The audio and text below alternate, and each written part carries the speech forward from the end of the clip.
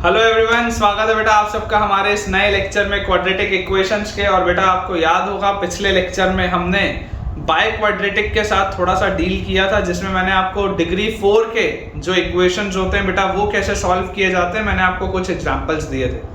इसके अलावा बेटा हमने कुछ और सवाल भी देखे थे रेंज के, जिसमें हमने क्वाड्रेटिक बाय क्वाड्रेटिक भी देखा था। आज के लेक्चर में बेटा हम अगेन क्वेश्चंस का सिलसिला आगे लेकर जाएंगे। कुछ और बहुत बढ़िया बेटा सवाल मैं आपके लिए लेकर आया हूं, और मुझे पूरी उम्मीद है कि आज का लेक्चर एंड होने पर आपको बहुत ही ज्यादा मजा आएगा, क्योंकि आज आप बहुत सारी न्यू चीजें क्वाड्रेटिक में सीखने वाले हैं। So without wasting any time हम बेटा अपने पहले सवाल के साथ शुरू करते हैं। हमारे पास आज का बेटा पहला सवाल लिखा हुआ है, given y is equal to x square minus 6x plus 8. Given y is equal to x square minus 6x plus 8, find the range of y. Find the range of y. Find the range of y if पहला part है हमारे पास x belongs to all real numbers। दूसरा part है x belongs to close bracket 1 से 5। तीसरा part है बेटा x बिलोंग्स टू क्लोज ब्रैकेट 4 से 6, है ना, और 6 पे ओपन है बेटा, 6 पे ओपन। चौथा पार्ट हमको दिया हुआ है x belongs to close bracket 1 से 2। ये बेटा हमारे पास एक सवाल दिया हुआ है, ठीक है। ये हमको बेटा एक क्वेश्चन दिया हुआ है, हमको बोला जा रहा है कि आपको y का बेटा रेंज बताना है, ठीक है ना। आपको क्या बताना है? आपको y का रेंज बताना है। तो सबसे पहले इस बात को बेटा आप समझने की कोशिश करिए कि यार रेंज जो होता है, रेंज किस पर डिपेंड करता है। हम जब भी बेटा रेंज निकालते हैं हम हमेशा रेंज के पहले बात करते हैं डोमेन की। Range always depends upon domain. Domain क्या होता है? डोमेन होता है x की जो वैल्यूज हो सकती है, x की वो वैल्यूज जिसमें मेरा फंक्शन डिफाइंड है, उसे बोला जाता है डोमेन। और रेंज क्या होता है कि उन x की वैल्यूज के लिए मुझे y की क्या क्या वैल्यूज मिल रही है। ये कंसेप्ट होता है डोमेन और रेंज का। तो यहाँ पर देखिए आपके पास x की अलग अलग वैल्यूज दी हुई है, हर जगह x की वैल्यू सेम नहीं। तो क्योंकि x की वैल्यूज बदल रही हैं, इसलिए बहुत हाई चांसेस हैं कि रेंज भी बदले, है ना, बहुत हाई चांस। सबसे पहले बेटा अपन इसका ग्राफ बनाने की देखो कोशिश करते हैं।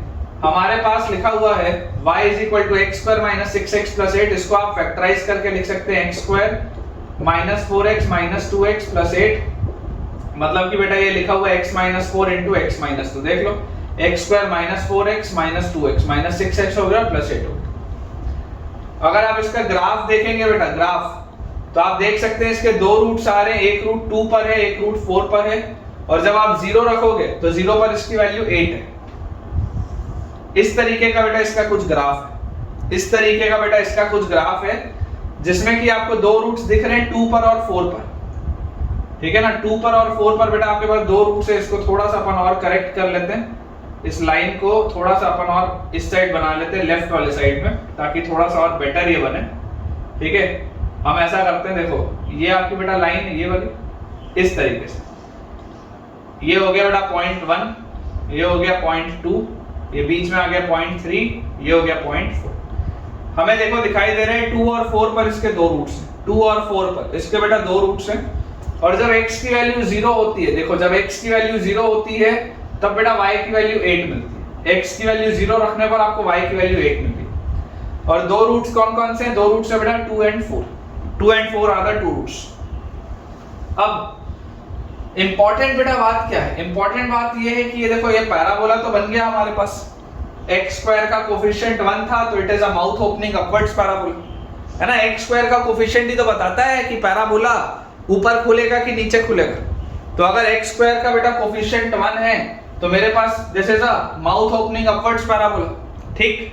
अब माउथ ओपनिंग अगर बेटा अपवर्ड्स पैराबोला मेरे पास बना, ये रूट्स आ गए, सारी चीजें हो गई। अब पहला वाला सवाल पढ़ो। पहला वाला सवाल बोलता है कि अगर डोमेन ऑल रियल नंबर्स है, अगर x की सारी वैल्यूज, देखो जो मैं बोल रहा हूँ ना, डोमेन बोल रहा हूँ, डोमेन, DOMAIN, डोमेन मतलब x कौन कौन सी वैल्यूज ले सकते हैं, ठीक है। तो अगर बेटा डोमेन ऑल रियल नंबर्स है, if domain is all real numbers, इसका मतलब क्या होगा कि सारे रियल नंबर्स अगर ले सकते हैं तो इसका रेंज कहां से कहां जा रहा है, इस पर्टिकुलर वैल्यू से लेकर ऊपर तक जा रहा है। याद करो, देखो आप बेटा वर्टेक्स का कंसेप्ट पढ़े हो, ये वाले पॉइंट को वर्टेक्स बोला जाता है, ये वाले बेटा पॉइंट को वर्टेक्स बोला जाता है। आपने वर्टेक्स का कंसेप्ट ऑलरेडी पढ़ा हुआ है। क्या कंसेप्ट होता है बेटा वर्टेक्स का? वर्टेक्स का क्या कंसेप्ट होता है? देखो वर्टेक्स के कोऑर्डिनेट होते हैं -b/2a, -d/4a। -d/4a को आप 4ac - b²/4a भी बोल सकते हो, इसको आप ऐसा भी बोल सकते हो, ठीक है। तो देखिए x की वैल्यू बेटा, x की वैल्यू अगर आपको वर्टेक्स की बात करूं तो वर्टेक्स है -b/2a, -b/2a, 6/2, 3 आएगा, ये 3 आएगा। और 3 पर y की क्या वैल्यू आएगी? y की वैल्यू आएगी 4ac - b²/4a, जो किस पे आएगा? 3 पर आएगा। देखो अगर आप 3 यहां पर रख के देखोगे 3, तो 3 का स्क्वायर 9, 9 और 8 कितना होता है? 17, और 3 - 6 -18। तो इसका आंसर बेटा 3, -1 आएगा। आप चाहो तो सॉल्व करके देख सकते हो, कोई दिक्कत की बात नहीं। आप चाहो तो ये 4ac - b²/4a सब्स्टिट्यूट करके देख लो, -1 वैल्यू आ जाएगी। मतलब कि बेटा मेरे पास 3, -1 आ जाता है वर्टेक्स में। वर्टेक्स अगर 3, -1 आता है, इट मींस कि ये जो ग्राफ है बेटा, ये ग्राफ कौन सी वैल्यूज ले रहा है? तो ये ग्राफ -1 से लेकर इंफिनिटी तक, ये -1 से लेकर इंफिनिटी तक बेटा सारी वैल्यूज ले रहा है। देखो from -1 to infinity it is taking all the values. यहां पर आंसर लिख देता हूं बेटा मैं। पहले वाले का आंसर मेरे पास क्या आ गया? फ्रॉम -1 टू इंफिनिटी, -1 से लेकर इंफिनिटी तक ये सब वैल्यूज ले सकते हो। अगर x का मूवमेंट ऑल रियल नंबर्स है, अगर x सारी वैल्यूज ले रहा है तो y विल गो फ्रॉम -1 से इंफिनिटी, है ना, y will go from -1 to infinity, ये बात आती है। अब अगला है बेटा 1 से 5 के बीच। 1 से 5 के बीच में क्या होगा? अब ये है, तो 1 से 5 के बीच में देखो 5 यहां पर कहीं पर होगा, 5 यहां पर कहीं पर होगा। अच्छा आपने एक चीज और पढ़ी हुई है, आपने बेटा एक चीज और पढ़ी हुई है। आपने पता है क्या पढ़ा है? आपने ये पढ़ा है कि ये जो -b/2a वाली लाइन होती है, जो ये x = 3 पर आ रही है, ये जो -b/2a वाली लाइन होती है, x = -b/2a, आपका जो पैराबोला होता है, मैंने आपको पढ़ाया है ये चीज कि मेरा पैराबोला इस लाइन के अबाउट सिमेट्रिक होता है। मेरा पैराबोला बेटा इस लाइन के अबाउट सिमेट्रिक होता है। सिमेट्रिक बोलने का मतलब क्या है कि इस लाइन के इधर जो दुनिया है वही इस लाइन के इधर की भी दुनिया, इस लाइन के इधर वाली दुनिया और इस लाइन की इधर वाली दुनिया दोनों सेम है। ये मतलब होता है बेटा इस लाइन का x = -b/2a। तो अगर ये x = बेटा -b/2a मेरे पास आ रहा है, it means what? It means कि यार 3 पर अगर ये वर्टेक्स है तो f(2) जो होगा वो f(4) के बराबर होगा, f(1) जो होगा वो f(5) के बराबर होगा, f(0) जो होगा वो f(6) के बराबर होगा। ये बात आपको कंसेप्ट समझ में आना चाहिए, है ना। कंसेप्ट आपके लिए क्या है? देखिए कि क्योंकि ये इस लाइन के अबाउट सिमेट्रिक है, इस लाइन के अबाउट सिमेट्रिक है, तो इस लाइन के इधर जितना जाऊंगा और इधर जितना जाऊंगा दोनों में सेम वैल्यूज मिलेंगी। तो f(2) और f(4) बराबर होगा, f(1) और f(5) बराबर होगा, f(0) और f(6) बराबर होगा। चाहो तो आप कैलकुलेट करके देख सकते हो। इफ यू वांट आप एक एक करके बेटा इन वैल्यूज को यहां पर पुट करके कैलकुलेट करके देख सकते हैं, मुझे कोई प्रॉब्लम नहीं है। उससे आपको ये वाली चीज क्लियर हो जाएगी। मैंने ऑलरेडी पढ़ाया है, मैंने आपको ऑलरेडी ये चीज पढ़ाई। अब ध्यान से बेटा सोचने की कोशिश करो, ध्यान से सोचने की कोशिश करो कि f(1) और f(5) तो सेम है। 1 पर इसकी क्या वैल्यू होगी? देखो 1 पर 1 रखोगे तो यहाँ पर 1 आएगा, ठीक है। 1 रखोगे तो यहाँ पर -6 आएगा और यहाँ पर 8 है, तो 8 - 6 कितना होता है बेटा? 8 - 6 होता है 2 और 2 में 1 ऐड होगा तो 3।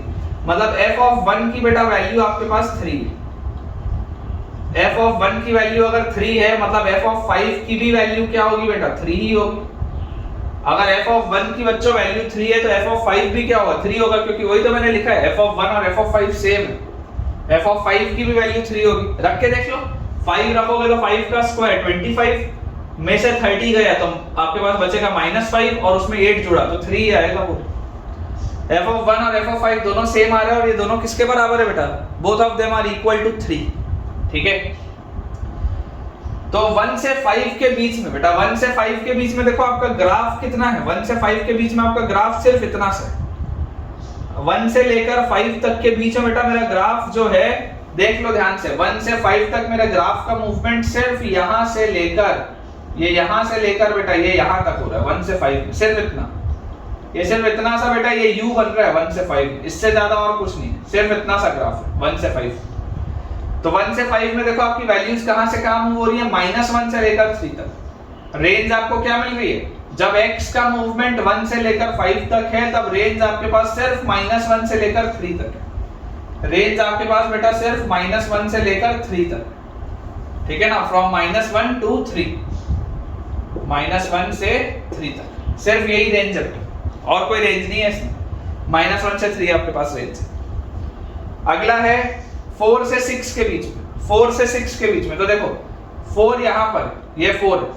अच्छा 6 पे इसकी वैल्यू क्या होगी, जो वैल्यू इसकी 0 पे, जो वैल्यू इसकी बेटा 0 पर है वही वैल्यू 6 पर भी होगी।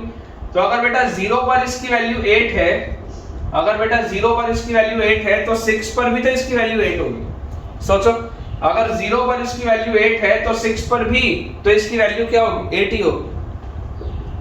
तो अगर मुझे बोला जा रहा है कि जब 4 से 6 तक का मूवमेंट है, अगर x सिर्फ इतने हिस्से में, अगर x सिर्फ इतने हिस्से में, मतलब इधर वाला ग्राफ तो एग्जिस्ट ही नहीं कर रहा, इधर वाला कुछ भी एग्जिस्ट नहीं कर रहा बेटा, x सिर्फ इतने में, अगर x को आपने इतने में बांध दिया तो आपके पास रेंज क्या आएगा, ये 0 से लेकर 8 तक।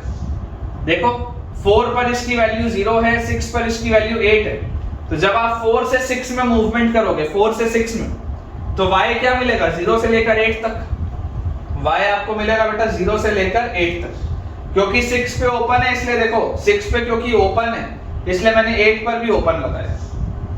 8 वैल्यू अटेन नहीं होगी, जो वैल्यू है बेटा 8 वो अटेन नहीं होगी कभी भी। 8 क्यों अटेन नहीं होगा, क्योंकि 6 आप अटेन नहीं कर पा रहे हो, आप 6 की तरफ जा रहे हो, 6 एग्जिस्ट नहीं हो रहा अभी, 6 की बस आप तरफ जा रहे हो, तो ये वैल्यू 8 की तरफ जाएगी, ये इसका मतलब है, ठीक है। और इसके बाद लास्ट वाला है 1 से लेकर 2 तक। 1 से लेकर 2 तक बेटा मेरा ग्राफ सिर्फ इतना सा, 1 से लेकर 2 तक बच्चों मेरा ग्राफ सिर्फ इतना सा है, तो यहाँ पर आप देखो आपका मूवमेंट कहां से कहां होगा, 1 से लेकर 2 तक। अगर आप x को 1 से लेकर 2 तक घुमा रहे हो बेटा तो y सिर्फ इतना है, देखो 1 से 2 के बीच में y सिर्फ ये वैल्यूज ले रहा है। ये कौन सी वैल्यूज है, 0 से लेकर 3 तक, 0 से लेकर 3 तक। तो ये हमारे पास आंसर आएगा बेटा। एक बार अपन क्रॉस चेक भी कर लेते हैं कि हमने सही सॉल्व किया है या नहीं। मैं एक बार सारे आंसर्स देख लेता हूं। वर्टेक्स हमने बिल्कुल सही निकाला है, वर्टेक्स बेटा 3, -1 है, ठीक है। पहले वाले का रेंज है -1 क्लोज्ड से इंफिनिटी, दूसरे वाले का बेटा रेंज है -1 क्लोज्ड से 3 क्लोज्ड, तीसरे वाले का बेटा रेंज है हमारे पास 0 क्लोज्ड से 8 ओपन, और चौथे वाले का बेटा अपने पास आंसर दिया हुआ है 0 क्लोज से 3 क्लोज। बिल्कुल ही सही है बेटा, है ना, ये बिल्कुल अपन ने क्लियरली सॉल्व किया है, इसमें कोई भी दिक्कत नहीं है। ये वाला बेटा कंसेप्ट आपके लिए इंपॉर्टेंट है ना, this concept is very important for you, तो इस चीज पे बेटा थोड़ा सा अपने को ध्यान देना, ठीक है। तो ये वाला सवाल हो गया है, जल्दी से अपना बेटा अपन बोर्ड क्लियर कर लेते हैं और अगला सवाल नोट करते हैं, ठीक है ना। मुझे बेटा पूरी उम्मीद है कि आपको बढ़िया से ये समझ में आया होगा।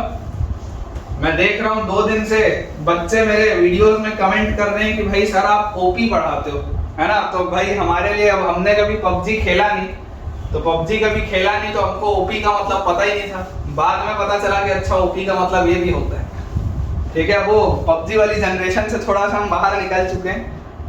खैर देखिए अगला बेटा अपने पास सवाल लिखा हुआ है, नेक्स्ट हमारे पास क्वेश्चन दिया हुआ है, find the range of, find the range of,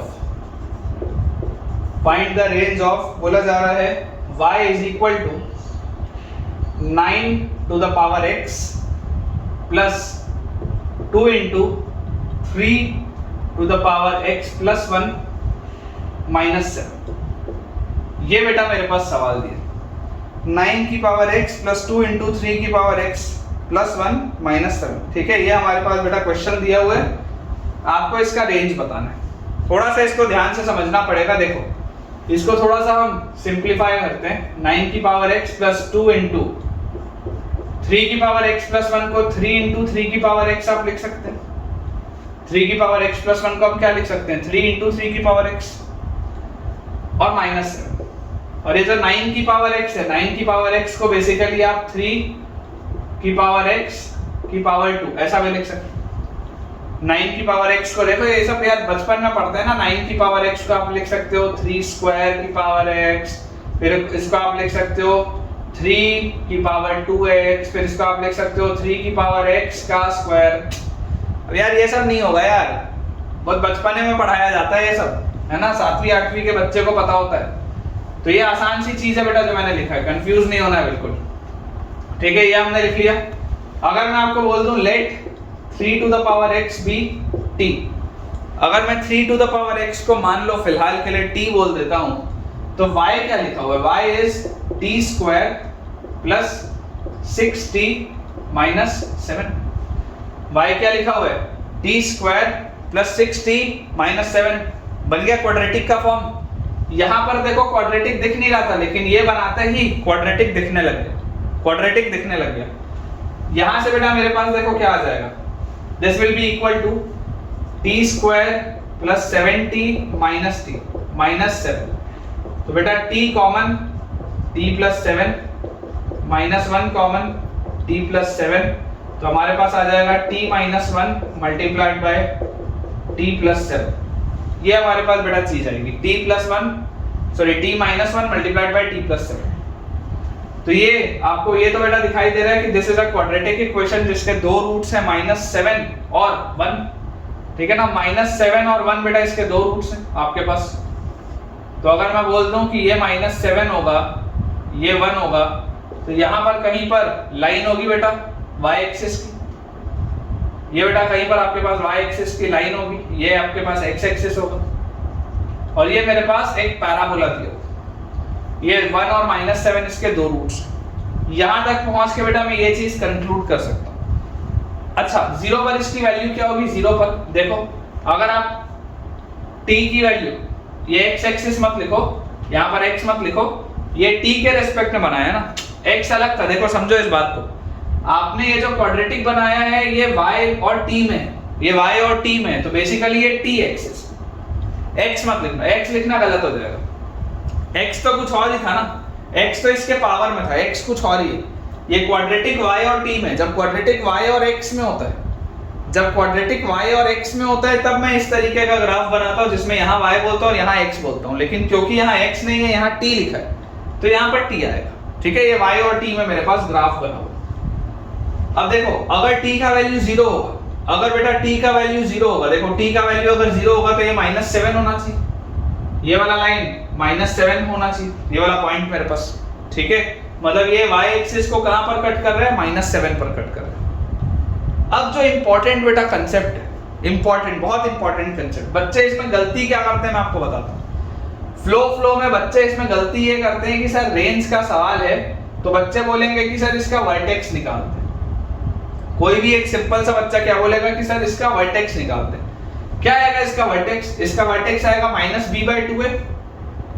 इसका वर्टेक्स अगर मैं बोलता हूं -b/2a मतलब -3, यहां पर -3 जैसी रखूंगा तो 9 में से 7 गया तो 2, और -3 × 6 -18 और 2 -16, -3, -16 इसका वर्टेक्स आएगा। करके देख लो, -b/2a करोगे तो -3 आएगा, और -3 यहां पर पुट करोगे तो 9 - 7 2, और -3 × 6 -18 और 2 -16 है, बिल्कुल सही। तो बेटा आपके पास देखो, मैं ऐसा करता हूं, थोड़ा सा ग्राफ को और ठीक से बनाता हूं ताकि आपको और अच्छी एक बेहतर पिक्चर क्लियर हो। देखो आपके पास बेटा इस तरीके का ग्राफ है, ऐसा आपके पास कुछ ग्राफ है, ये आपके पास दिया हुआ है, ये -7 का पॉइंट है, ये वाला बेटा पॉइंट आपके पास 1 का है, और ऐसा हमारे पास कुछ ग्राफ, ठीक है। इसको भी ऐसा नहीं बनाते, ज्यादा करीब हो गया ये, थोड़ा सा इसको और दूर बनाते हैं, थोड़ा सा इसको अपन और बेटा दूर बनाते हैं। पॉइंट ये है कि आपको क्लियर होना चाहिए कि चल क्या रहा है, ठीक है, ऐसा बनाते हैं, ये ठीक है ना, दिस इज बेटर, ये क्लियर है। ये बेटा t एक्सिस है, ये y एक्सिस है, ये -7 है, ये 1 है, ये 0 वाला पॉइंट है, और 0 पर इसकी वैल्यू किधर है, 0 पर इसकी वैल्यू थी -7 के पास, और इसका जो वर्टेक्स आ रहा है, देखो इसका वर्टेक्स क्या आ रहा है, इसका वर्टेक्स आ रहा है बेटा -16 है ना, -3, -16 पे, ये -3 वाला पॉइंट, -3 का -16 पे इसका वर्टेक्स आ रहा है और 0 पर इसकी वैल्यू है -7 के पास। अभी बेटा बिल्कुल सही हमने बनाया।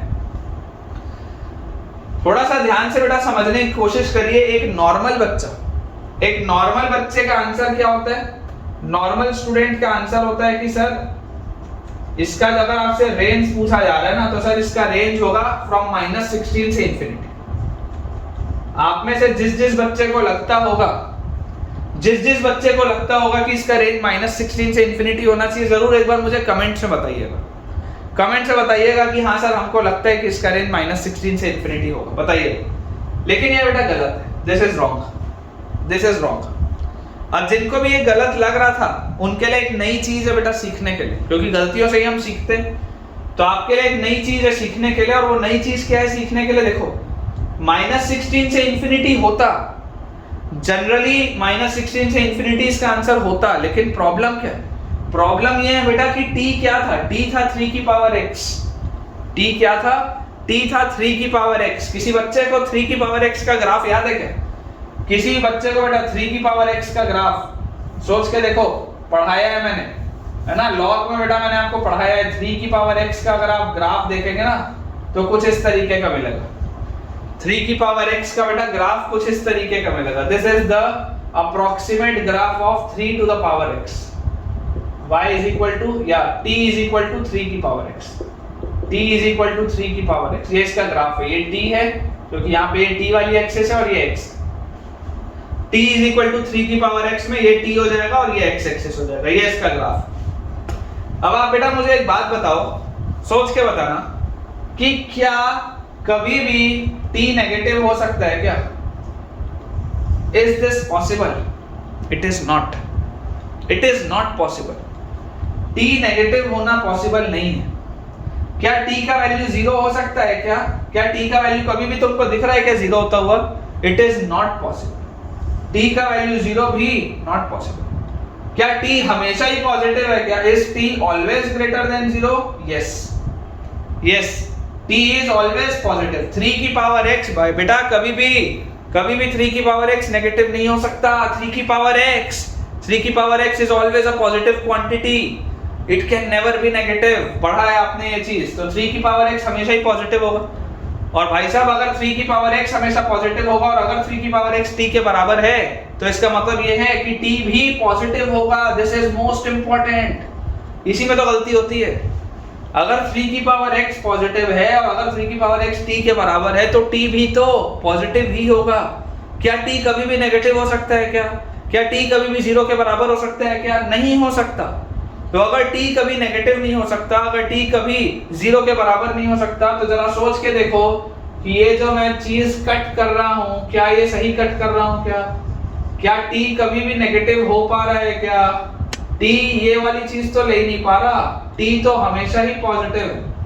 t is always positive. t is never 0. t is never negative. t is always positive. तो अगर t है ही पॉजिटिव, तो इधर का तो बेटा ग्राफ एग्जिस्ट ही नहीं कर रहा। ये देखो, ये जो आपने बेटा बनाया था, ये सब तो एग्जिस्ट ही नहीं कर रहा कहीं पर भी। दिस चीजेस टू एग्जिस्ट, ये चीजें एग्जिस्ट ही नहीं कर रही हमारे पास। ठीक है, देखिए ये आपके पास है बेटा ग्राफ। ये आपके पास इधर वाली एक्सिस है और ये जो मेरा ग्राफ है, ये जो बेटा मेरा ग्राफ है वो देखो इस तरीके का। यहाँ पर हॉलो है, देख लो 0 पर हॉलो है, 0 पर हॉलो है, क्योंकि t की वैल्यू 0 कभी नहीं हो सकती। इसके आगे ही है ग्राफ, 0 पर हॉलो है। ठीक है, तो आपके पास बेटा आंसर जो आएगा, answer your answer will be from -7 open से लेकर इंफिनिटी तक। -7 कब होता आंसर? आंसर बेटा -7 होता जब t की वैल्यू 0 होती। क्या t की वैल्यू 0 हो सकती है क्या? नहीं हो सकती। तो क्योंकि t की वैल्यू 0 नहीं हो सकती, इसलिए -7 कभी आएगा नहीं। -7 से बड़ा होगा आंसर, -7 से infinity. This will be your graph. Important है, अच्छा सवाल। अब ऐसा वाला कंसेप्ट कब लगता है? When is this concept use? कोई बच्चे के मन में डाउट आएगा कि सर आपने बोल दिया, हमने मान लिया, ठीक है, हमको कैसे क्लिक करेगा? आपने बोल दिया, हमने मान लिया, हमको कैसे क्लिक करेगा? तो वही तो मैं सिखा रहा हूं। ये कंसेप्ट का इस्तेमाल बेटा सिर्फ और सिर्फ तब होता है जब आप कोई चीज को किसी चीज से सब्स्टिट्यूट करते। अगर अगर ओरिजिनल सवाल ये होता ना बेटा y is equal to t square plus 6t minus 7, अगर ये ओरिजिनल सवाल होता, if this was your original question, original अगर ये बेटा सवाल होता, ये नहीं होता, ये होता, ये नहीं होता, ये होता, अगर ये ओरिजिनल सवाल होता तब उस केस में आंसर बेटा -16 से इंफिनिटी आ जाता, तब कोई दिक्कत नहीं थी। If this was your original question, लेकिन क्या अभी ये ओरिजिनल है? क्या ये ओरिजिनल नहीं है? ओरिजिनल ये तो बनाया गया, ओरिजिनल ये है, ये तो बनाया गया। तो एक बार आप टी में पहले पूरा ग्राफ बनाइए और टी में ग्राफ बनाने के बाद उसके बाद देखिए कि हमने किसको किससे कहां पर सब्स्टिट्यूट किया और उसके हिसाब से फिर सॉल्व करिए, ठीक है। तो मुझे उम्मीद है कि यार ये वाला पॉइंट आपको अच्छे से समझ में आया होगा। This point must be very well taken बेटा, है ना। इस पे गलतियां होती हैं बच्चों से, और आप में से भी अगर किसी ने आंसर -16 क्लोज से इंफिनिटी दिया था नॉर्मल बच्चे की तरह, तो आपको ये बेटा नॉर्मल बच्चों से थोड़ा सा ज्यादा बेहतर तरीके से सोचना पड़ेगा। नॉर्मल बच्चों से अपना काम नहीं चलेगा, अब थोड़ा सा अपने को एक्स्ट्रा ऑर्डिनरी बेटा बनना पड़ेगा, ठीक है। देखिए ये वाला भी अपने पास सवाल हो गया है। नेक्स्ट क्वेश्चन की बेटा तरफ अपन आगे बढ़ते हैं। हमारे पास अगला बेटा जो सवाल है, इसका आंसर तो हो गया -7 ओपन से इंफिनिटी। नेक्स्ट बेटा हमको क्वेश्चन दिया हुआ है, इस तरीके का सवाल हमने पहले भी बनाया है। सवाल हमको दिया है find the interval in which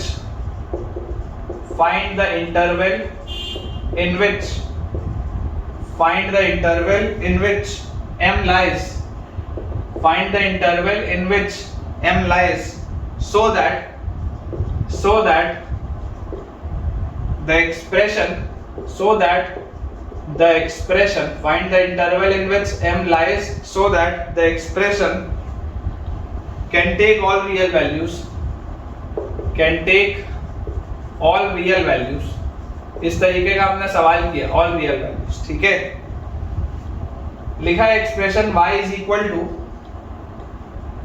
mx square plus 3x minus 4 upon -4x square plus 3x plus m for all x belonging to real number. ये बेटा हमको सवाल दिया हुआ है, ये सवाल हमने बनाए हैं। इस तरीके का सवाल बेटा मैंने आपको बनवाया है लास्ट लेक्चर में या लास्ट क्लास में, मुझे याद नहीं है, लेकिन सवाल ऐसा किया है बेटा।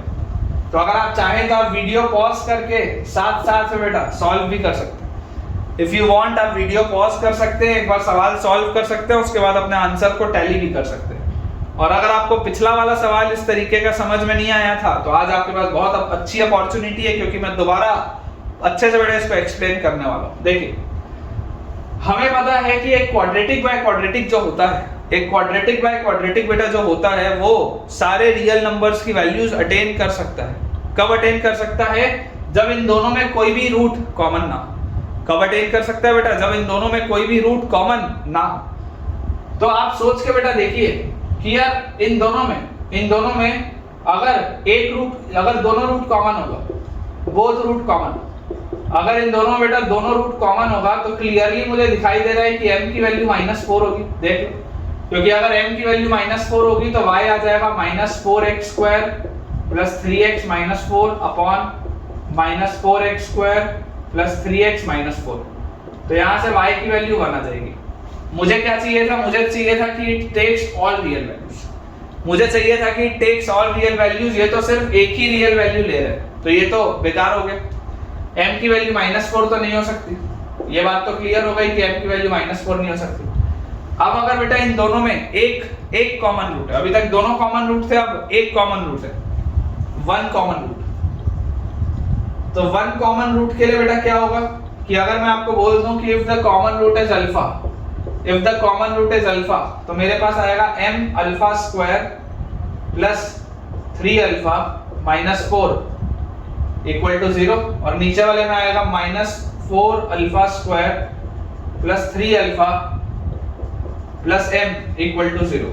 जरा सोच के देखिए बेटा, अगर हम इसे सब्ट्रैक्ट करें, इन दोनों को अगर बेटा हम सब्ट्रैक्ट करें, तो हमारे पास आएगा m plus 4 multiplied by alpha square, m plus 4 multiplied by alpha square, 3 alpha से 3 अल्फा कैंसिल आउट होगा सब्ट्रैक्ट करने पे, ठीक है ना, सब्ट्रैक्ट कर रहा हूं बेटा मैं, और -4 minus m this is equal to 0। तो क्लियरली बेटा आप देख सकते हैं यहां से अल्फा स्क्वायर का वैल्यू ये m plus 4 by m plus 4 ये 1 हो जाएगा।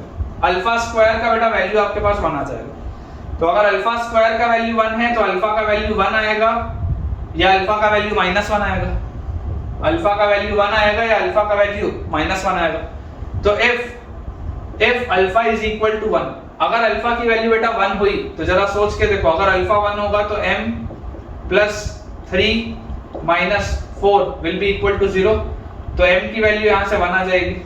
तो मतलब m की वैल्यू 1 भी नहीं हो सकती, m की वैल्यू 1 भी नहीं हो सकती, प्रॉब्लम आ जाएगा। अच्छा if alpha is equal to -1, अगर अल्फा -1 होगा तो देखो क्या आएगा, m -3 minus 4 is equal to 0, m की वैल्यू 7 हो जाएगी, मतलब कि बेटा m की वैल्यू 7 भी नहीं हो सकती। सेम ऐसे हमने किया था, -4 अगर होगा तो दो रूट कॉमन हो जाएंगे, बेकार हो गया। अगर 1 होगा तो एक रूट कॉमन होगा, वो कॉमन रूट कौन सा होगा, 1 होगा, तो ये भी बेकार हो गया क्योंकि लीनियर बन जाएगा। 7 अगर होगा तो 7 में भी एक रूट कॉमन आएगा, वो कॉमन रूट कौन सा होगा, -1 होगा। तो बेसिकली वन रूट कॉमन में ये जो आपका इक्वेशन है ना बेटा, ये इक्वेशन कन्वर्ट हो जाएगा लीनियर अपॉन लीनियर में। और मुझे मेरे प्रीवियस नॉलेज से ये बात पता है कि लीनियर अपॉन लीनियर का रेंज कभी भी ऑल रियल नंबर्स नहीं हो सकता, ठीक है। लीनियर अपॉन लीनियर का रेंज कभी भी बेटा ऑल रियल नंबर्स हो ही नहीं सकता, इसलिए मुझे ये वाला भी केस हटाना था। अब अगर मैं नॉर्मल तरीके से बेटा इसको सॉल्व करूं तो देखिए, इस पूरे को अगर उधर ट्रांसपोज करेंगे तो हमारे पास आएगा y times of -4x square plus 3x plus m, और इस पूरे को भी अगर मैं उस साइड ले जाऊं, या फिलहाल इसको ऐसे लिख लेते हैं, is equal to mx square plus 3x minus 4। सारे टर्म्स को अगर बेटा हम एक साइड लेके जाएं और अच्छे से अरेंज करके लिखें तो x स्क्वायर का कोफिशिएंट देखो उस साइड सब लेके जाएंगे तो x स्क्वायर का कोफिशिएंट m है, और यहाँ पे -4y था, उधर जाके +4y, तो ये हो गया m + 4y। अच्छा x का कोफिशिएंट क्या है, यहाँ पर 3 है और यहाँ पर 3y है, 3y उधर जाएगा तो -3y, तो 3 - 3y हो गया। और कांस्टेंट टर्म बेटा यहाँ पर -4 है और यहाँ my है, उधर जाएगा तो -my, तो -4 - my, this is equal to 0। ये मेरे पास दिया हुआ। तो यहाँ से बेटा आप देखिए, इफ x इज रियल, क्योंकि आपको बोला जा रहा है कि x एक रियल नंबर है तो इसका डिस्क्रिमिनेंट 0 या उससे बड़ा होगा, इस क्वाड्रेटिक का बेटा डिस्क्रिमिनेंट 0 या उससे बड़ा होगा। तो b square -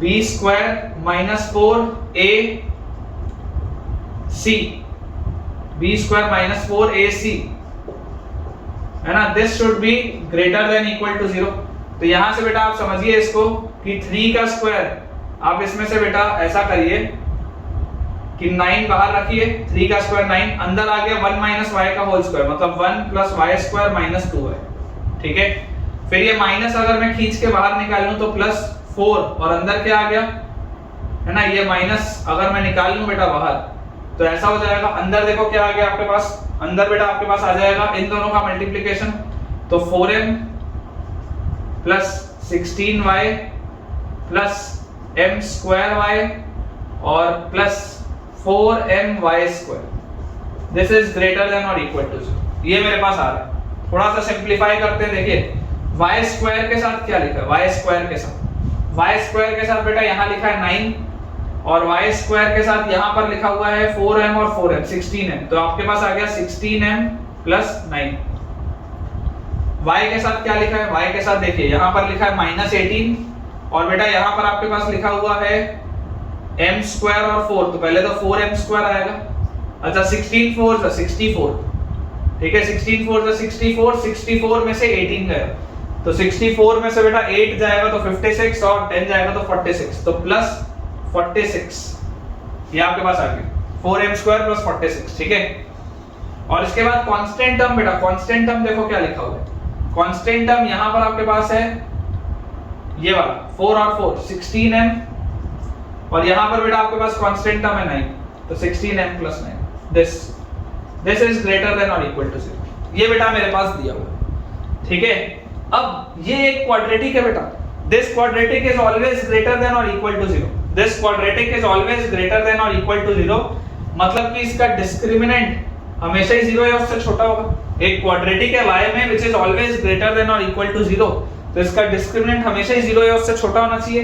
and at the same time बेटा अगर ये चीज हमेशा पॉजिटिव है तो 16m + 9 भी पॉजिटिव होगा। इस तरीके का ग्राफ होना चाहिए। एक क्वाड्रेटिक है जो हमेशा ही 0 या उससे बड़ा है, तो इसका जरूर 16m + 9 भी पॉजिटिव होगा, मतलब माउथ ओपनिंग अपवर्ड्स पैराबोला होगा और इसका डिस्क्रिमिनेंट 0 से छोटा होगा। इस तरीके का ग्राफ होगा।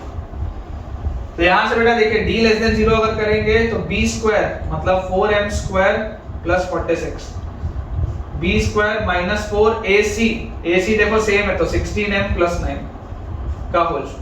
This should be less than equal to 0, ठीक है। अच्छा अगर मान लो मैं एक 2 का फैक्टर बाहर निकाल लूं तो ये आ जाएगा 2m², ये 46 हो जाएगा बेटा 23, और 2 का फैक्टर बाहर निकालूंगा तो 2² बन के निकलेगा, मतलब 4 बाहर निकलेगा। और आप बहुत आसानी से इस 4 से इस 4 को उड़ा सकते हैं। तो आप बेटा देखिए ये a² - b² लिखा है, a² - b², तो a² - b² क्या होता है, a + b, ठीक है, और ये होता है बेटा a - b, तो a - b मतलब -16m - this is less than equal to 0, ठीक है। ये चीज आएगी मेरे पास। तो यहां से बेटा आपके पास आ गया 2m² और प्लस 16m + 32 मल्टीप्लाइड बाय, इधर से आपके पास आ जाएगा 2m² - 16m और 23 में से बेटा 9 किया तो 14 बचेगा, तो +14, this is less than equal to 0। इस क्वाड्रेटिक को अपने को बेटा अभी सॉल्व करना है। इधर वाला पोर्शन मैं थोड़ा सा मिटा देता हूं ताकि हम बेटा इसको सॉल्व कर पाए, ठीक है ना। यहाँ वाला अपन पोर्शन क्लियर कर लेते हैं। अब तो इसका अपने को कोई काम नहीं है क्योंकि अपन ने जो वैल्यूज रिजेक्ट करनी थी वो ऑलरेडी लिखी। तो देखिए बेटा यहाँ से आपके पास आ जाएगा 2 का अगर आप फैक्टर कॉमन ले लोगे यहाँ से बाहर तो आपके पास अंदर बचेगा m² + 8m और +16, और अगर हम 2 का फैक्टर यहाँ से भी निकाल लेंगे तो हमारे पास आएगा m² - 8m + 7, और ये दोनों ही बेटा ये दोनों ही जो मैं 2 के फैक्टर निकाल रहा हूं बाहर उसको राइट साइड में भेज दो, तो this is less than equal to 0। तो ये बेटा लिखा हुआ है m + 4 whole square multiplied by, ये आपके पास लिखा हुआ है बेटा m - 7 * m - 1, देख लो m * m, m² - 7m - m - 8m और +7, वही लिखा है। This is less than equal to 0। Number line में बेटा अगर क्रिटिकल पॉइंट्स प्लॉट करें तो -4 1 7 पॉजिटिव, नेगेटिव, पॉजिटिव, और -4 पे इवन पावर है तो पॉजिटिव। अच्छा अगर लेस देन 0 होता तो आंसर होता m बिलोंग्स टू 1 से 7। अगर सिर्फ लेस देन 0 होता, अगर सिर्फ लेस देन 0 होता तो 1 से 7 आंसर आता, लेकिन इक्वालिटी भी है, इक्वालिटी भी है तो -4 1 और 7 तीनों पे आएगा, ठीक है। तो ये क्लोज ब्रैकेट, ये क्लोज ब्रैकेट और यूनियन -4, ये आपके पास बेटा आंसर आता है। अगर एक साधारण बच्चा इसको सॉल्व करता तो ये पूरी मेहनत करने के बाद वो यहाँ पर पहुंचता, और यहाँ पर बेटा देखो एक आपके पास कंडीशन और लिखी हुई है 16m + 9 should be greater then 0, मतलब m should be greater then -9/16, m should be greater then -9/16, ये भी आएगा यहाँ से, ठीक है। तो आप बेटा एक बात समझ के देखिए, -9/16 से अगर बड़ा होना चाहिए तो -4 तो ऑलरेडी वैसे भी रिजेक्ट होता, वैसे भी बेटा ये तो रिजेक्ट होता, और यहाँ से भी आपको दिख रहा है कि -4 आपको रिजेक्ट करना ही पड़ेगा क्योंकि उसमें तो बोथ रूट्स कॉमन आ रहे हैं। और 1 और 7 पर क्या हो रहा है, 1 और 7 पर बेटा उनका एक रूट कॉमन हो जा रहा है, ये जो है ये लीनियर बाय लीनियर में कन्वर्ट हो जाएगा, और अगर लीनियर बाय लीनियर में कन्वर्ट होगा तब तो सारी वैल्यूज ले नहीं पाएंगे।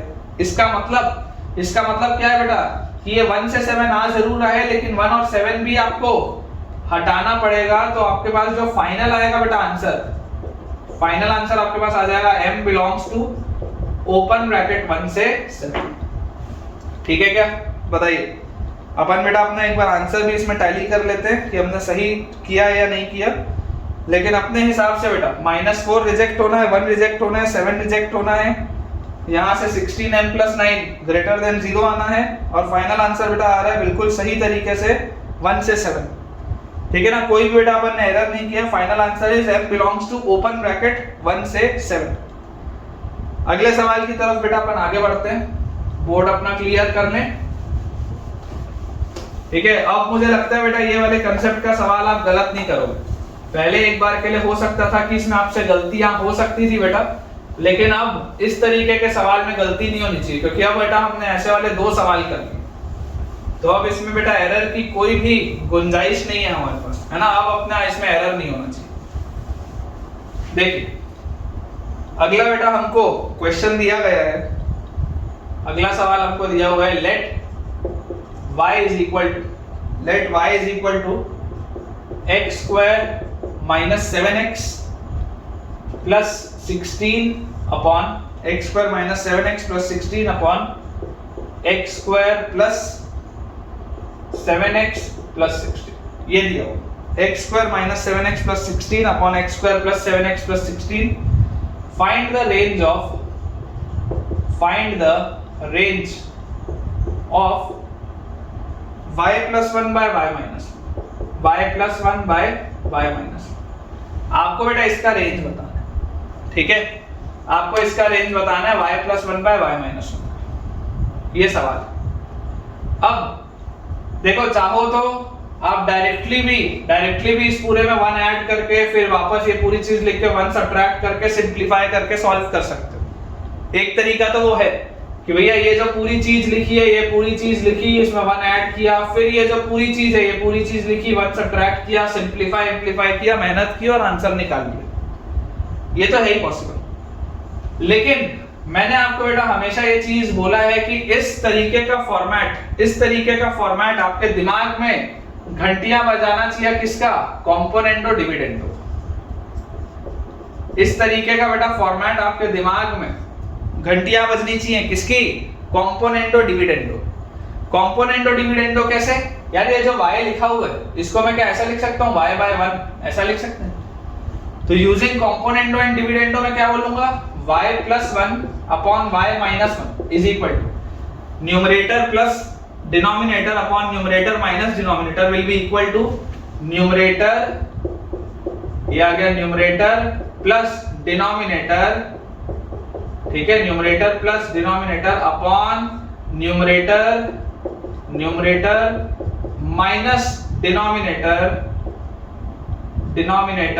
ठीक है, ये आ जाएगा मेरे पास numerator plus denominator upon numerator minus denominator. तो यहां से बेटा आप देखिए x स्क्वायर और x square 2x square minus 7x plus 7x गया, 16 और 16 32 अपॉन नीचे देखो x स्क्वायर से x square cancel out, minus 7x और माइनस 7x माइनस 14x और 16 माइनस 16 कट जाएगा। तो यहां से बेटा ये आ गया हमारे पास y plus 1 upon y minus 1। इसको आप सिंपलीफाई और कर सकते हैं, देखो 2 का फैक्टर लेके काटोगे तो x square plus 16 upon minus 7x, ये मेरे पास आएगा। ये y plus 1 by y minus 1 जो है बेसिकली वो ये लिखा हुआ है, simple, it is a quadratic upon linear, simply this is a quadratic upon linear. एक क्वाड्रेटिक अपॉन लीनियर लिखा है यार ये तो अब क्वाड्रेटिक अपॉन लीनियर लिखा हुआ है तो मैं इसको क्या बोल सकता हूं, ऐसा बोल सकता हूं क्या कि ये y plus 1 by y minus 1 को, इस पूरे को मान लेते हैं t, मान सकते हैं कि इसी का तो रेंज निकालना है ना, इसी का तो रेंज निकालना है, तो इस पूरे को t मान लो। अगर इस पूरे को t मानोगे मतलब तुमको रेंज किसका निकालना है, t का रेंज निकालना है। समझो ध्यान से, अगर इस पूरी चीज को मैं t बोल दूं तो मुझे रेंज किसका निकालना है, t का रेंज निकालना है। Find the range of t का रेंज निकालना है। तो t क्या लिखा हुआ है, t लिखा हुआ है बेटा x square plus 16 upon minus 7x। ये तो बहुत ही सिंपल सा क्वेश्चन हो गया। अपन ने तो लीनियर बाय लीनियर भी पढ़ा है, क्वाड्रेटिक बाय क्वाड्रेटिक भी पढ़ा है, तो बहुत ही सरल सा सवाल है। कैसे सॉल्व करेंगे, देखो ट्रांसपोज करोगे तो minus 7xt will be equal to x square plus 16, एक साइड लेके जाओगे तो x square plus 70 into x plus 16 will be equal to 0। x बेटा क्योंकि रियल नंबर है, x बेटा क्योंकि रियल नंबर है, और आप देख सकते हैं कि नीचे वाले का जो डिस्क्रिमिनेंट भी है वो बेटा लेस देन 0 है। देखो b स्क्वायर माइनस 4ac करोगे, इसका डिस्क्रिमिनेंट लेस देन 0 है, तो x रियल नंबर है तो discriminant greater than equal to 0 आएगा। और अगर डिस्क्रिमिनेंट बेटा ग्रेटर देन इक्वल टू 0 आएगा मतलब b स्क्वायर मतलब 49t square, b square minus 4ac, this should be greater than equal to 0। तो यहां से हमारे पास आ जाएगा बेटा 49t स्क्वायर को आप लिख लो 70 का होल स्क्वायर और माइनस 64 को लिख लो 8 का whole square. A square minus b square होता है a minus b multiplied by a plus b and this is greater than equal to 0। ठीक है, नंबर लाइन बेटा बनाएंगे। नंबर लाइन में -8/7 और यहाँ पे 8/7 पॉजिटिव नेगेटिव पॉजिटिव। आंसर बेटा हमारे पास आ जाएगा क्या? आंसर आ जाएगा -इंफिनिटी। आंसर आ जाएगा बेटा हमारे पास -इंफिनिटी से लेकर -8/7, क्योंकि इक्वालिटी भी लगी है तो क्लोज जाएगा, यूनियन 8/7 क्लोज से इंफिनिटी। देख लो आंसर अपना बेटा टैली कर लो, ये अपने पास आंसर आएगा। ठीक है, एकदम सिंपल सा सवाल था, बस ये प्रोफाइल आपको समझनी जरूरी है। ये प्रोफाइल का मतलब होता है कंपोनेंटो डिविडेंडो, क्लिक होना चाहिए बेटा, है ना। ये वाली प्रोफाइल देखते ही आपके दिमाग में क्लिक होना चाहिए कि that this profile is of कंपोनेंटो and dividend. ठीक है, तो आंसर बेटा अपना बिल्कुल सही है, -इंफिनिटी ओपन से -8/7 क्लोज, यूनियन 8/7 क्लोज से लेकर इंफिनिटी। आई होप बेटा आपको ये पॉइंट अच्छे से क्लियर होगा। ठीक है, एक सिंपल सी बेटा मैं आपको चीज और कराना चाहूंगा।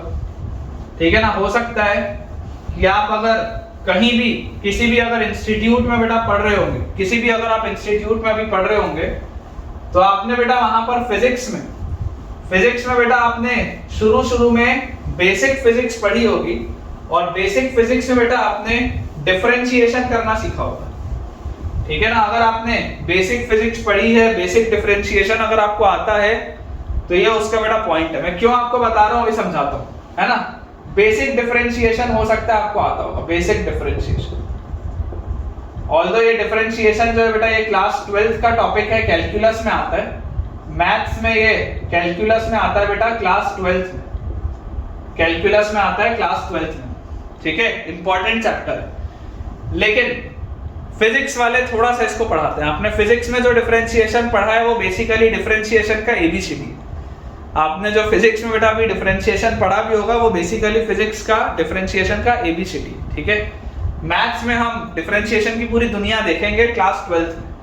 लेकिन फिलहाल मेरे लिए जो इंपॉर्टेंट है वो इंपॉर्टेंट चीज क्या है बेटा? इंपॉर्टेंट चीज ये है कि हमारे पास अगर कोई भी एक फंक्शन दिया हुआ है, मान लो लिखा हुआ है y = ax² + bx + c। मान लो ये हमारे पास एक क्वाड्रेटिक लिखा है।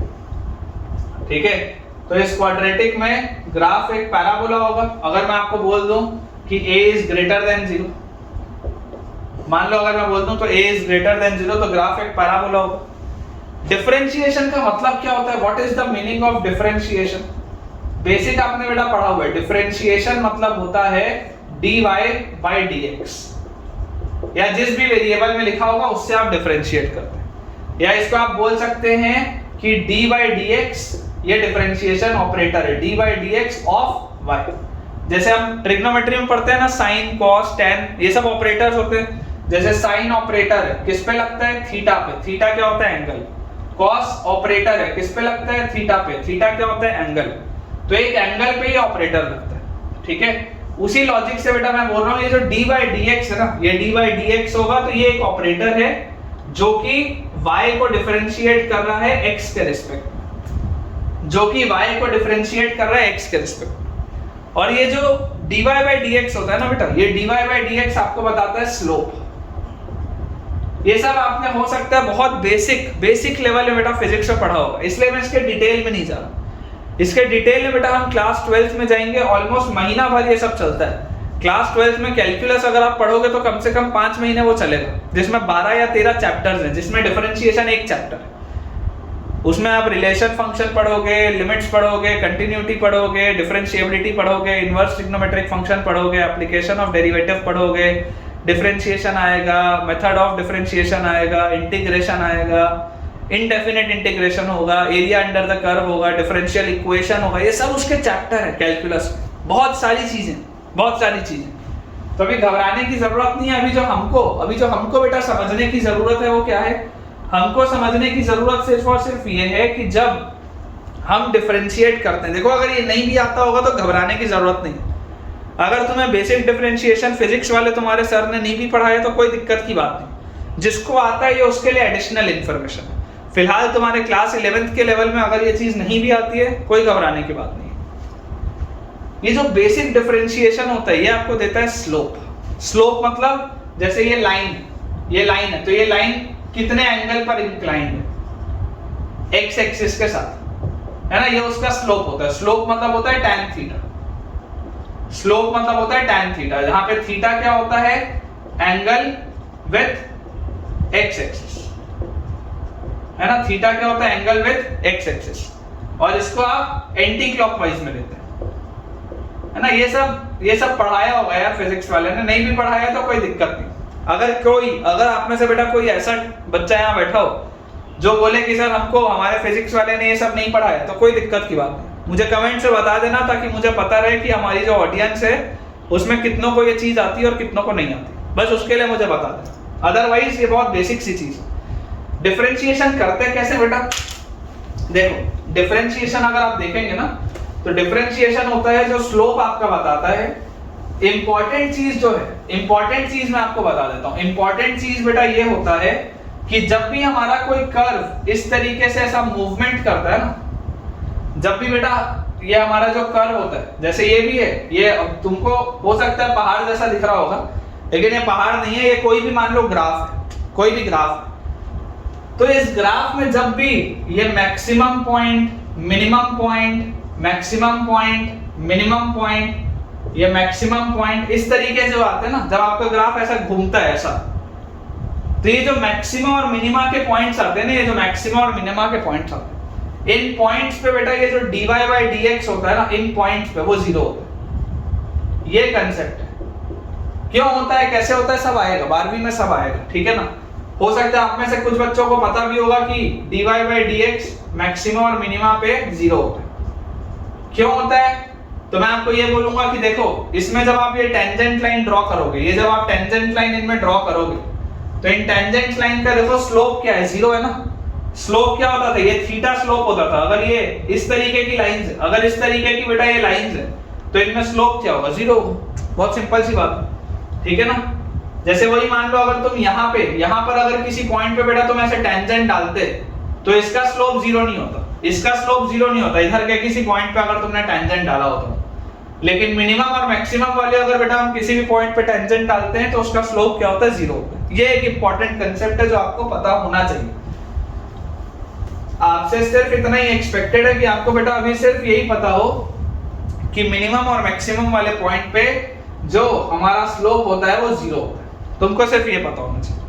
अब आप मुझे एक बात बताइए कि पैराबोला ऐसा होता है, एक पैराबोला में या तो एक मिनिमम होगा या तो एक मैक्सिमम होगा। मतलब कि अगर a ग्रेटर देन 0 है तो आपको मिनिमा मिलेगा, मिनिमा, और अगर a लेस देन 0 है तो आपको बेटा एक मैक्सिमा मिलेगा, ठीक है ना। आपको अगर a लेस देन 0 है तो कोई मैक्सिमम पॉइंट मिलेगा, अगर a ग्रेटर देन 0 है तो बेटा आपको कोई मिनिमम पॉइंट मिलेगा। ये बात क्लियर है। तो कंसेप्ट तो अभी भी वही बोलता है कि बेटा अगर मैं मिनिमम या मैक्सिमम की बात करूं, अगर बेटा मैं मिनिमम या मैक्सिमम की बात करूं, तो मिनिमम या मैक्सिमम वाले पॉइंट पे dy by dx 0 होता है। जरा सोच के देखो, अगर आप dy by dx निकालते हो, dy by dx, तो dy by dx क्या होगा, जिसको भी आता होगा डिफरेंशिएशन करना, वो बोल सकते हैं dy by dx होगा 2ax plus b, क्योंकि a कांस्टेंट है, b कांस्टेंट है, c कांस्टेंट है, तो a बाहर आ गया x स्क्वायर का 2x, bx में b को बाहर आ गया x का 1, और c तो 0 हो जाएगा, c का डिफरेंशिएशन तो 0 हो जाएगा। और मुझे पता है कि मिनिमम और मैक्सिमम पर बेटा dy by dx क्या होता है, 0 होता है। किसी भी ग्राफ के मिनिमम या मैक्सिमम पर अगर dy by dx 0 होता है तो देखो 2ax प्लस b का वैल्यू 0 हो गया, मतलब 2ax का वैल्यू माइनस b हो गया, मतलब x का वैल्यू हो गया माइनस b by 2। यही तो वो मिनिमम का पॉइंट था, या यही तो वो मैक्सिमम का पॉइंट था। देखो ये वही वाला तो वर्टेक्स निकल आया यार। मिनिमम और मैक्सिमम, देखो डिफरेंशिएशन का यही यूज है। डिफरेंशिएशन की बहुत खास बात पता है क्या है, बहुत खास बात बेटा ये है कि आप याद करिए इसी माइनस b by 2a को निकालने के लिए कौन से पॉइंट पे मिनिमम होगा या कौन से पॉइंट पे मैक्सिमम होगा, इसी dy by dx को बेटा इसी रिजल्ट को निकालने के लिए मुझे लंबा चौड़ा इसका प्रूफ करना पड़ा था। याद करिए, आप पढ़ के आए हैं ऑलमोस्ट जो शुरू के हमारे लेक्चर थे, आज से 10 लेक्चर पीछे, इसको बेटा पढ़ने में अपने को बहुत टाइम लगा था, क्योंकि कंप्लीटिंग द स्क्वायर से मैंने पूरा का पूरा परफेक्ट स्क्वायर बनाया था, फिर आपको एक्सप्लेन किया था कि मिनिमा क्या है, मैक्सिमा क्या है, ये सब। लेकिन अगर मुझे डिफरेंशिएशन आता हो तो एक लाइन में बेटा, एक लाइन में मैं निकाल सकता हूं कि x की वैल्यू क्या होगी, -b/2। मतलब कि आपको जो बेटा कंसेप्ट समझ में आना चाहिए, जो चीज आपके लिए इंपॉर्टेंट है, जो चीज आपके लिए इंपॉर्टेंट है और जो कंसेप्ट आपको बेटा समझ में आना चाहिए वो ये है कि अगर मुझे y एक फंक्शन दिया हुआ है, अगर मुझे y एक फंक्शन दिया हुआ है और अगर उसमें मुझे उसके मिनिमम या मैक्सिमम वाले के कोऑर्डिनेट्स चाहिए, अगर मुझे ये पता करना है कि इसका मिनिमम कहाँ आ रहा है, इसका मैक्सिमम कहाँ आ रहा है, तो यार तुम तो सिंपली dy/dx करके देख लो। ठीक है, ये एक शॉर्टकट है, जनरली 12वीं में पढ़ाया जाता है, लेकिन मुझे ऐसा लगता है कि इसके लिए 11वीं में भी हम ये चीज बता सकते हैं, क्योंकि आपने बेटा जहां पर भी पढ़ा होगा आपने बेसिक डिफरेंशिएशन पढ़ाई होगा, और बेसिक डिफरेंशिएशन अगर आपको आता है तो ये मेथड आपको पता होना चाहिए। आप इसका इस्तेमाल करें या नहीं करें वो बात अलग है, अगेन मैं बोल रहा हूँ, आप इसका इस्तेमाल करें या ना करें वो आपके ऊपर है, लेकिन पता होना चाहिए। पता बेटा सब कुछ होना चाहिए, ठीक है। और ये भी बेटा आप मुझे बताइएगा कि आप जहां पर भी पढ़ाई की है, जिस भी कोचिंग में आपने पढ़ाई की है, आपको क्वाड्रेटिक के अंदर ये वाली चीज बताई गई थी या नहीं बताई गई थी, ठीक है ना। मुझे ये बात बताइएगा कि कैलकुलस का यूज करते हुए किस तरीके से डिफरेंशिएशन किया जाता है, किस तरीके से मिनिमम या मैक्सिमम का वर्टेक्स निकाला जाता है। आपको ये चीज पता थी या आपके लिए न्यू था, मुझे जरूर कमेंट्स में बेटा बताइएगा, ताकि मैं इसी तरीके से आपके लिए और रेलेवेंट चीजें लेकर आ पाऊं। तो हमें जो पता होना चाहिए वो क्या है कि -b/2 वाला जो वर्टेक्स है, ये x कोऑर्डिनेट जो है, इसको मैं डायरेक्टली भी निकाल सकता हूँ डिफरेंशिएशन से, ये मुझे पता होना चाहिए, ठीक है ना। तो आप बेटा मुझे कमेंट्स में एक बार बताइएगा कि आपको ये चीज ऑलरेडी पता थी या नहीं पता थी। अगर न्यू होगा तो बहुत अच्छी बात है, और अगर पता था तब भी बहुत अच्छी बात है, ठीक है। तो देखिए बेटा, ये वाला एक कंसेप्ट हमने कर लिया है, ठीक है बच्चों। तो हम आज के लिए इतना ही रखते हैं। मुझे उम्मीद है कि आपको ये वाला जो सारा का सारा आज हमने पोर्शन पढ़ा है, खास करके जो सवाल हमने आज देखे वो भी बहुत अच्छे थे, और ये जो डिफरेंशिएशन का बेटा मैंने आपको कंसेप्ट बताया, ये जनरली नहीं बताया जाता है क्लास 11th। तो मुझे उम्मीद है कि आपको आज का लेक्चर बेहद पसंद आया होगा, और अगर पसंद आया है तो वीडियो को लाइक करना और चैनल को सब्सक्राइब करना बिल्कुल भी ना भूलें। नए बच्चे हमारे इस टेलीग्राम चैनल के लिंक को भी ज्वाइन कर लें, टेलीग्राम चैनल का लिंक आपको डिस्क्रिप्शन में मिल रहा होगा, सो दैट कि आपको बेटा सारे ही लेक्चर्स के अपडेट और प्रैक्टिस शीट्स फॉर होमवर्क मिलते रहें। और अपना एक पॉजिटिव फीडबैक डालना भी ना भूलें कि आपको आज के लेक्चर में सबसे अच्छी बात क्या लगी, ठीक है। और ये वाली चीज आती थी या नहीं आती थी, ये भी आपको बेटा मुझे कमेंट्स में बताना है। इसी तरीके से बहुत अच्छे से पढ़ाई करते रहिए, और वादा है आपसे कि हम भी आपको इसी तरीके से अच्छे अच्छा नॉलेज देते रहेंगे। Thank you.